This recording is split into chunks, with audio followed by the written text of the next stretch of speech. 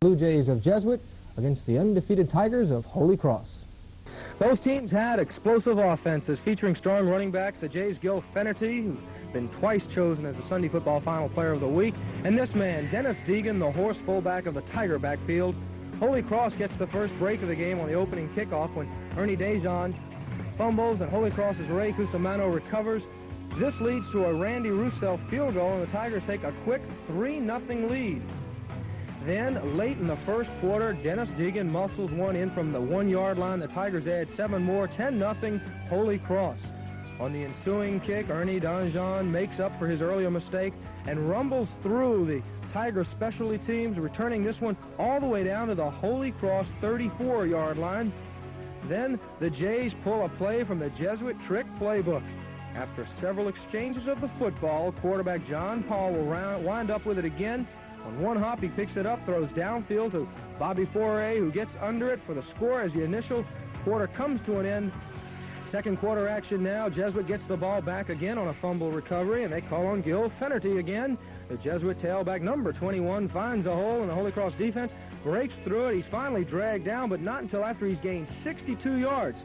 Later, the call goes to Fenerty again. He runs up the line, sees nothing there, so he takes it to the outside for a touchdown. Jesuit takes the lead 14-10. Holy Cross comes right back. Dennis Deegan bowls his way 13 yards to the Jesuit 1. A penalty sets the Tigers back, though, to the 6, but that doesn't matter because Ellis Catalan could have run this one from a whole lot further. The Tigers are on top to stay 17-10. Holy Cross adds 1 more in the second half. Ron Bookish proves he's got a little bull in him, too, muscling over Blue Jay defenders on his way to a 15-yard touchdown run. Holy Cross stays undefeated, knocking off the Blue Jays 24-14.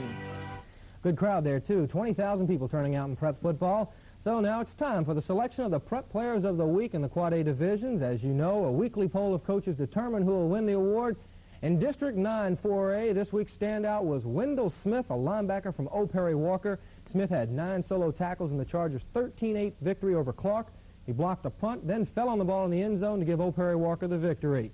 District 10 4A, the winner, Dwayne Jupiter, for the second time. The Swift wide receiver had 5 catches for 185 yards and 1 touchdown as McDonough 35 beat East Jefferson. In District 11, you may have guessed already from the highlights you just saw, the standout was Dennis Deegan. For the second time he's named, the big fullback from Holy Cross rambled for 196 yards, only 23 carries, and leading Holy Cross to that big victory against Jesuit Friday night in the Dome.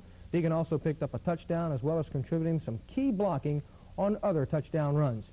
In District 12, let's watch if I can pronounce this one. Running back Brent Verzelvert of Slidell. If I mispronounced, I really apologize.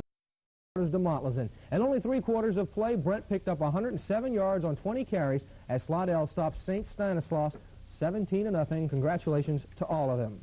So there it is again, the story of what may be one of the most depressing losses, especially this side of the Big Bend play with Atlanta, for when you get the win and then have to taken away from you, such an incident leaves such a deep scar, and we know it today. For Tulane, the road looks much brighter after an emotional victory on the road.